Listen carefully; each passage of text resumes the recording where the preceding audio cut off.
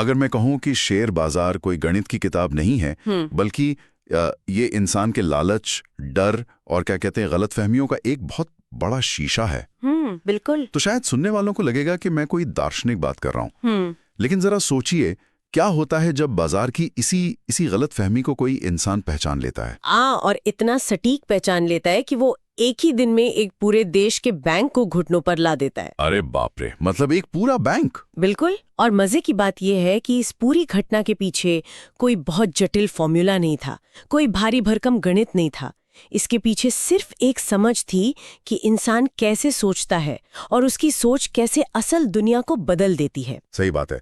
तो आज की इस गहन चर्चा में हम कुछ बेहद दिलचस्प स्रोतों को खंगालने वाले हैं। हमारे पास जॉर्ज सोरोस के थ्योरी ऑफ रिफ्लेक्सिविटी के कुछ अहम ट्रांसक्रिप्ट्स हैं। साथ ही 1992 के ऐतिहासिक ब्लैक वेडनेसडे के दस्तावेज हैं, जहां ये थ्योरी असल में टेस्ट हुई थी। और आज के समय में बिटकॉइन और गोल्ड पर इन्वेस्टिंग.com के ताजा लेख भी हैं, जो कि बहुत रेलेवेंट है आज के बाजार को समझने के लिए। बिल्कुल। तो हमारा मिशन बहुत साफ है। हमें यह समझना है कि कैसे हमारी सोच सिर्फ दुनिया को देखती ही नहीं है, बल्कि दुनिया का निर्माण भी करती है। हाँ, खास तौर पे फाइनेंस की दुनिया में। लेकिन दिलचस्प बात यह है कि इस बड़े वित्तीय सिद्धांत की शुरुआत वॉल स्ट्रीट के किसी चमचमाते बोर्डरूम में नहीं हुई थी। चलिए इसे थोड़ा विस्तार से समझते हैं। हाँ, इसकी जड़ें तो द्वितीय विश्व युद्ध के मैदानों और साइबेरिया की जमा देने वाली सर्दियों में दबी हैं।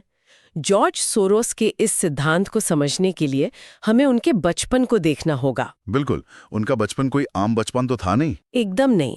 सोरोस का जन्म 1930 में हंगरी में हुआ था, और जब वो मुश्किल से 14 साल के थे, तब 1944 में नाजी जर्मनी ने हंगरी पर कब्जा कर लिया। 14 साल, मतलब एक यहूदी परिवार होने के नाते उनके सामने तो मौत का सीधा खतरा था। हाँ, लेकिन उनके पिता तिवदार सोरोस इस तरह की चरम स्थितियों से बिल्कुल अजनबी नहीं थे। हमारे स्रोत बताते हैं कि उनकी अपनी कहानी किसी हॉलीवुड थ्रिलर से कम नहीं है। अरे हाँ, वो प्रथम विश्व युद्ध वाली बात ना। हाँ, प्रथम विश्व युद्ध के दौरान वे रूसी सेना द्वारा बंदी बना लिए गए थे और उन्हें साइबेरिया के कैंप में भेज दिया गया था। और साइबेरिया का वो कैंप कोई आम जगह नहीं थी। वहां बस जिंदा रहना अपने आप में एक बहुत बड़ी कला थी। बिल्कुल। तिवदार के अंदर गजब की लीडरशिप थी। उन्होंने कैंप में कैदियों का मनोबल बनाए रखने के लिए द प्लैंक नाम का एक अखबार तक निकाला। द प्लैंक मतलब लकड़ी का तख्ता? हाँ, वो सचमुच लकड़ी के एक तख्ते पर लिखा जाता था। लेकिन जब कैंप के हालात बिगड़ने लगे और कैदियों को मारा जाने लगा, तो उन्होंने वहां से भागने का फैसला किया। और यहीं पर वो घटना घटती है जिसने आगे चलकर अर्थशास्त्र के एक पूरे सिद्धांत की नींव रखी। सही कहा। तो तिवदार और उनके साथियों ने एक बेड़ा बनाया और नदी के रास्ते समुद्र की ओर भागने लगे। उनका सोचना था कि नदी उन्हें किसी सुरक्षित आबाद जगह तक ले जाएगी। लेकिन उन्हें भूगोल की पूरी जानकारी तो थी नहीं। ये एक ऐसा फैसला था जो पूरी तरह से अधूरी जानकारी पर लिया गया था, जिसे हम अपूर्ण ज्ञान कहते हैं। क्योंकि साइबेरिया की नदियां दक्षिण की तरफ नहीं बल्कि उत्तर की ओर बहती हैं, सीधे आर्कटिक सागर की तरफ। मतलब वो लोग आजादी की तरफ नहीं बल्कि एक जमी हुई मौत की तरफ बढ़ रहे थे। वे हफ्तों तक उस बर्फीले पानी में बहते रहे। बाप रे, सोचकर ही रोंगटे खड़े हो जाते हैं। और जब उन्हें अपनी इस भयानक गलती का एहसास हुआ तो उन्हें वापस सभ्यता तक पहुंचने में महीनों का समय लग गया। इस दौरान रूसी क्रांति भी शुरू हो चुकी थी। इस पूरे खौफनाक अनुभव ने तिवदार को एक बहुत बड़ा सबक दिया होगा। बहुत बड़ा। उन्होंने सीखा कि जब हालात सामान्य ना हो, जब स्थिति संतुलन से बहुत दूर हो, जिसे तकनीकी भाषा में फार फ्रॉम इक्विलिब्रियम कहते हैं, तो सामान्य नियम काम नहीं करते। और यही सबक उन्होंने 1944 में नाजियों के आने पर इस्तेमाल किया। बिल्कुल। उन्होंने तुरंत समझ लिया कि अब कानून या सामान्य नियमों का पालन करने का समय नहीं है। हाँ, उन्होंने अपने परिवार और दोस्तों के लिए फर्जी पहचान पत्र बनवाए और कई जानें बचाईं। इसी सर्वाइवल मानसिकता ने जॉर्ज सोरोस के सोचने का नजरिया हमेशा के लिए बदल दिया। लेकिन एक मिनट, यहाँ मैं एक सवाल उठाना चाहूंगा। जी, पूछिए। एक तरफ है युद्ध में जान बचाना, साइबेरिया की ठंड में भटकना, और दूसरी तरफ है वॉल स्ट्रीट के स्टॉक चार्ट्स और ट्रेडिंग डेस्क। क्या इन दोनों की तुलना करना थोड़ा अजीब नहीं है? क्या सच में एक युद्ध से बचे इंसान की जीवन रक्षा की रणनीति को शेयर बाजार के ग्राफ पर लागू किया जा सकता है? सुनने में अजीब लगता है, लेकिन जरा दांव पर लगी चीजों को देखिए। दोनों ही जगह इंसान भयानक अनिश्चितता के बीच फैसले ले रहा है। सोरोस ने महसूस किया कि अर्थशास्त्र की पुरानी किताबें एक बहुत बड़े झूठ पर टिकी हैं। अच्छा, कौन सा झूठ? वे किताबें मानती हैं कि बाजार के पास पूर्ण ज्ञान यानी परफेक्ट नॉलेज है। बाजार हमेशा सही होता है। जो कि असल में होता नहीं है। बिल्कुल। सोरोस का जीवन अनुभव चीख चीख पर कह रहा था कि इंसान हमेशा अपूर्ण और अधूरी जानकारी के साथ फैसले लेता है। बाद में जब वे लंदन स्कूल ऑफ इकोनॉमिक्स गए तो वहां उनके प्रोफेसर थे कार्ल पॉपर। हाँ, कार्ल पॉपर। स्रोत बताते हैं कि उनका सोरोस पर बहुत गहरा प्रभाव था। बहुत ज्यादा। पॉपर ने ओपन सोसाइटी का विचार दिया था। उनका मुख्य तर्क ये था कि अनुभवजन्य सत्य को कभी भी पूर्ण निश्चितता के साथ नहीं जाना जा सकता। मतलब विज्ञान में भी कोई नियम अंतिम सत्य नहीं होता, वो बस तब तक सच है जब तक उसे गलत साबित ना कर दिया जाए। बस स्रोत में जो पॉपर के विचार हैं उन्हें सामने रख रहे हैं। हाँ, बिल्कुल। सोरोस ने बस इस दर्शन को उठाया और इसे वित्तीय बाजारों में लागू कर दिया। उन्होंने कहा कि बाजार हमेशा सही नहीं होता, बल्कि बाजार अक्सर गलत होता है। क्योंकि इसमें हिस्सा लेने वाले इंसानों की समझ हमेशा सीमित होती है। इसे ही उन्होंने फॉलेबिलिटी या गलत होने की संभावना कहा। हाँ, इंसान गलतियों का पुतला है। यानी हम सब अंधेरे में तीर चला रहे हैं। और इसी अपूर्ण ज्ञान की बुनियाद पर सोरोस का सबसे बड़ा सिद्धांत खड़ा होता है, रिफ्लेक्सिविटी। हाँ, थ्योरी ऑफ रिफ्लेक्सिविटी। ये एक ऐसा शब्द है जो शायद सुनने में किसी साइंस फिक्शन फिल्म का लगे, लेकिन इसके काम करने का तरीका हमारी रोजमर्रा की जिंदगी से जुड़ा है। चलिए इसे आसान भाषा में समझते हैं। सोरोस कहते हैं कि इंसान के दिमाग के दो मुख्य काम होते हैं। ठीक है। पहला काम है दुनिया जैसी है उसे बस समझना। मान लीजिए हम इसे कॉग्निटिव फंक्शन कहते हैं। जैसे अगर बाहर आसमान में काले बादल हैं तो आपका दिमाग कहता है अरे बारिश होने वाली है। यहाँ दुनिया आपके दिमाग को प्रभावित कर रही है, ये तो आसान है। हाँ।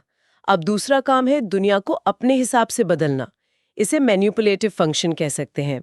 बारिश से बचने के लिए आप छाता खोल लेते हैं। अच्छा, तो यहाँ आपका दिमाग दुनिया को या आपकी स्थिति को प्रभावित कर रहा है। बिल्कुल। अब दिक्कत तब शुरू होती है जब ये दोनों काम एक साथ एक ही समय पर होने लगते हैं। तो इसको एक बहुत ही आम उदाहरण से समझते हैं। मान लीजिए शहर में एक अफवाह उड़ती है कि एक बड़ा बैंक डूबने वाला है। एक क्लासिक बैंक रन की स्थिति। हाँ, अब हकीकत में बैंक की माली हालत एकदम ठीक है, लेकिन लोग इस अफवाह को सच मान लेते हैं। ये हुआ दुनिया को समझना या कॉग्निटिव फंक्शन। ठीक। अब डर के मारे वो सब अपना पैसा निकालने के लिए बैंक के बाहर लंबी लाइन लगा लेते हैं। ये हुआ दुनिया को बदलना या मैनिपुलेटिव फंक्शन। और यहाँ होता है जादू या कहिए तबाही, क्योंकि सारे लोग एक साथ अपना पैसा मांग रहे हैं। बैंक के पास सचमुच कैश खत्म हो जाता है। यहाँ एक बहुत ही दिलचस्प बात सामने आती है। वो बैंक जो असल में एकदम सुरक्षित था, हकीकत में डूब जाता है। मतलब लोगों के डर ने एक झूठी अफवाह को सच में बदल दिया। ये तो एक तरह की सेल्फ फुलफिलिंग प्रोफेसी हो गई। हाँ, और इसी को रिफ्लेक्सिविटी कहते हैं। बाजार एक पॉजिटिव फीडबैक लूप बनाता है। लोग जो सोचते हैं वो बाजार को बदल देता है, और फिर बदला हुआ बाजार उनकी सोच को और पक्का कर देता है कि हाँ देखो हम सही थे। बिल्कुल। जबकि पारंपरिक अर्थशास्त्र कहता है कि बाजार हमेशा एक संतुलन या इक्विलिब्रियम में वापस आ जाता है। लेकिन सोरोस कहते हैं कि ये लूप बाजार को संतुलन से बहुत दूर ले जाता है। शुरुआत में ये लूप खुद को सही साबित करता है। ये सेल्फ रीइंफोर्सिंग होता है। लेकिन फिर एक समय ऐसा आता है जब हकीकत और लोगों की सोच के बीच की खाई बहुत चौड़ी हो जाती है। और तब वो लूप टूट जाता है। वो सेल्फ डिफीटिंग बन जाता है और तब आता है मार्केट क्रैश। पहले बूम और फिर बस्ट। अरे सिद्धांत को हम महज किताबों में नहीं छोड़ सकते। 1992 में तो इस फीडबैक लूप ने एक पूरे देश की अर्थव्यवस्था को हिलाकर रख दिया था। ओहो, वो ब्लैक वेडनेसडे की घटना। हाँ, चलिए बात करते हैं उस दिन की। आखिर हुआ क्या था उस वक्त? तो 1990 के दशक की शुरुआत में यूके एक यूरोपियन सिस्टम का हिस्सा बना जिसे एक्सचेंज रेट मैकेनिज्म या ERM कहा जाता था। इसका मकसद था यूरोप के देशों की मुद्राओं को स्थिर रखना। नियम यह तय हुआ कि यूके के पाउंड की कीमत जर्मन मार्क के मुकाबले 2.95 पर फिक्स रहेगी। 2.95 जर्मन मार्क, ठीक है। यूके सरकार ने कसम खा ली कि वे इस कीमत को गिरने नहीं देंगे। लेकिन बाजार कोई कसम तो मानता नहीं है। 1991 आते आते अमेरिकी डॉलर गिरने लगा, जो यूके का एक बहुत बड़ा व्यापारिक साझेदार था। हाँ, जिससे यूके का आयात महंगा हो गया। दूसरी तरफ जर्मनी का एकीकरण हो रहा था और वहां महंगाई रोकने के लिए ब्याज दरें बहुत बढ़ा दी गई थी। इसका पूरा दबाव यूके के पाउंड पर आ गया। यूके की अर्थव्यवस्था उस वक्त काफी संघर्ष कर रही थी और पाउंड की असली कीमत उस 2.95 के स्तर से बहुत नीचे थी। लेकिन यूके की सरकार अपने कॉग्निटिव डिसोनेंस में फंसी थी। बिल्कुल, वे मानने को तैयार ही नहीं थे कि वे इसे रोक नहीं सकते। पाउंड को गिरने से बचाने के लिए 16 सितंबर 1992 को बैंक ऑफ इंग्लैंड ने अपनी ब्याज दरें 10% से बढ़ाकर 12% कर दी। 10 से 12%। और उसके बाद 15% तक ले गए।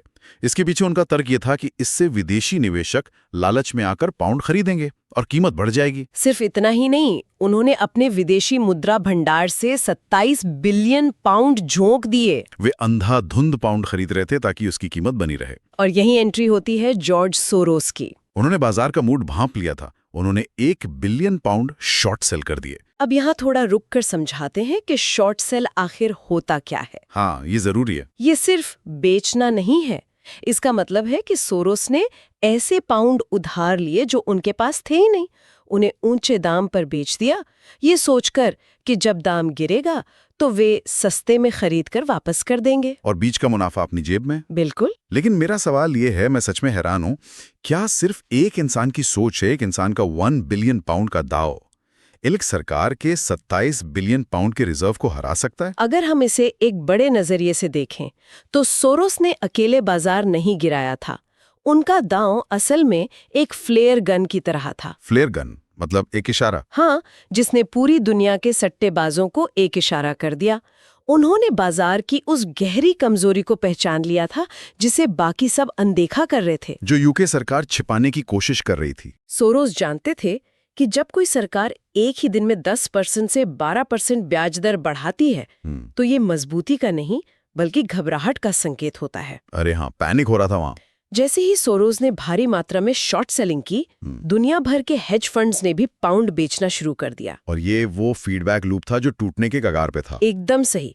यूके सरकार का पाउंड को बचाने का प्रयास उस मैनिपुलेटिव फंक्शन का हिस्सा था जो अब काम नहीं कर रहा था। उस शाम तक यूके को हार माननी पड़ी और वे ERM से बाहर हो गए। पाउंड की कीमत धड़ाम से गिर गई और सोरोस ने फिर सस्ते पाउंड खरीदकर अपना उधार चुकाया। आपको पता उन्होंने कितना कमाया? कितना? एक दिन में $1 बिलियन से ज्यादा का मुनाफा। ये रिफ्लेक्सिविटी का सबसे निरंश और सटीक उदाहरण था। बाप रे, एक दिन में $1 बिलियन? ये तो ही 1992 की बात। लेकिन आज के डिजिटल युग में ये लूप और भी तेज और खतरनाक हो गया है। बिल्कुल। investing.com के हमारे स्रोत इस थ्योरी को आज के बाजार में सोने और बिटकॉइन से जोड़ते हैं। अगर हम आज के समय में देखें तो सोना एक दिलचस्प जगह पर है। केंद्रीय बैंक भारी मात्रा में सोना खरीद रहे हैं। दुनिया में जो भू राजनीतिक तनाव है, हाँ, जो जियोपॉलिटिकल टेंशन चल रही है, उसकी वजह से एक मैक्रो नैरेटिव बन गया है कि सोना हमें महंगाई और अस्थिरता से बचाएगा। जैसे जैसे दाम बढ़ता है, यह नैरेटिव और पक्का होता है। लेकिन लेख में एक बात साफ है कि सोने में ये रिफ्लेक्सिविटी थोड़ी धीमी होती है। इसका कारण ये है कि सोने का दाम बढ़ने से तुरंत सोने की खदानों से सप्लाई नहीं बढ़ जाती। इसमें वक्त लगता है। भौतिक दुनिया की अपनी कुछ सीमाएं होती हैं। लेकिन बिटकॉइन के मामले में तो कोई भौतिक सीमा है ही नहीं। ये तो एक तेज रफ्तार बुलेट ट्रेन की तरह। बिल्कुल। बिटकॉइन को डिजिटल गोल्ड का नैरेटिव मिल गया है और इसका फीडबैक लूप इतनी तेजी से काम करता है कि देखते ही देखते बाजार पलट जाता है। मतलब इसमें रिफ्लेक्सिविटी बहुत ही फास्ट है। बिटकॉइन के पीछे पूरी तरह से विश्वास काम कर रहा है। जब इसकी कीमत बढ़ती है तो मीडिया में तुरंत खबरें आने लगती हैं। हाँ, हर न्यूज चैनल पर बिटकॉइन की बात होने लगती है। और इन खबरों को देखकर आम निवेशकों में फोमो यानी फियर ऑफ मिसिंग आउट पैदा होता है। उन्हें लगता है कहीं हम पीछे न छूट जाएं। तो वह और पैसा लगाते हैं। बिल्कुल। बड़े संस्थान इसे खरीदने लगते हैं जिससे इसे और वैधता या लेजिटिमेसी मिलती है और कीमत आसमान छूने लगती है। यानी बिटकॉइन की कीमत का बढ़ना ही उसके अच्छे होने का सबसे बड़ा सबूत बन जाता है। यही रिफ्लेक्सिविटी का चरम रूप है। ये पूरी तरह से इंसानी मनोविज्ञान और नैरेटिव पर आधारित है। अब देखिए, बड़े बाजारों, देशों की अर्थव्यवस्थाओं और अरबों डॉलर के दाव की इस भारी भरकम चर्चा के बाद मुझे लगता है हमें थोड़ा जमीन पर आना चाहिए। हाँ, आम इंसान की बात करते हैं। ये रिफ्लेक्सिविटी, ये अपूर्ण ज्ञान का सिद्धांत एक व्यक्तिगत निवेशक या रोजमर्रा के फैसले लेने वाले इंसान के लिए कैसे उपयोगी है? इसका आखिर क्या मतलब है? इसका सीधा संबंध हमारे निवेश के मनोविज्ञान और अपनी गलतियों को स्वीकार करने की कला से है। पीटर लिंच और मॉर्गन स्टेनली का एक बहुत ही सटीक कोट हमारे स्रोतों में है। क्या है वो? उन्होंने कहा है कि अपने जीतने वाले स्टॉक्स को बेचना और हारने वालों को पकड़े रखना ऐसा है जैसे आप अपने बगीचे में खिले हुए फूलों को काट रहे हैं और जो जंगली घास या खरपतवार उगाई है उसे रोज पानी दे रहे हैं। अरे वाह, क्या बात कही है। और सच बताऊं, मैंने खुद ये गलती की है। हम सब करते हैं। कोई शेयर गिरता है तो दिमाग कहता है अभी नहीं बेचूंगा, बस जितना पैसा लगाया वो बराबर आ जाए फिर निकाल दूंगा। हाँ बिल्कुल। और जो शेयर अच्छा मुनाफा दे रहा होता है उसे डर के मारे जल्दी बेच देता हूं कि कहीं मुनाफा हाथ से ना निकल जाए। यही तो वो कॉग्निटिव डिसोनेंस है जिस पे सोरोस चोट करते हैं। आपका ईगो आपको ये मानने नहीं देता कि आपने गलत शेयर चुना है। जोखिम प्रबंधन या रिस्क मैनेजमेंट का पहला नियम यही है, नुकसान को छोटा रखो और जीत को बड़ा होने दो। जो व्यापारी ईगो के बिना काम करते हैं वही टिकते हैं। क्योंकि नुकसान होने पर ऑब्जेक्टिविटी खो जाती है। जो स्टॉक गिर रहा है वो शायद इसलिए गिर रहा है क्योंकि वहां कुछ बुनियादी रूप से गलत है। और सोरोस तो इसे शारीरिक स्तर पर महसूस करते थे। स्रोत बताते हैं कि जब उनके पोर्टफोलियो में कुछ गलत होता था तो उन्हें पीठ में भयंकर दर्द होने लगता था। पीठ में दर्द मतलब शरीर अलार्म बजा रहा है। हाँ, एक्यूट बैकएक।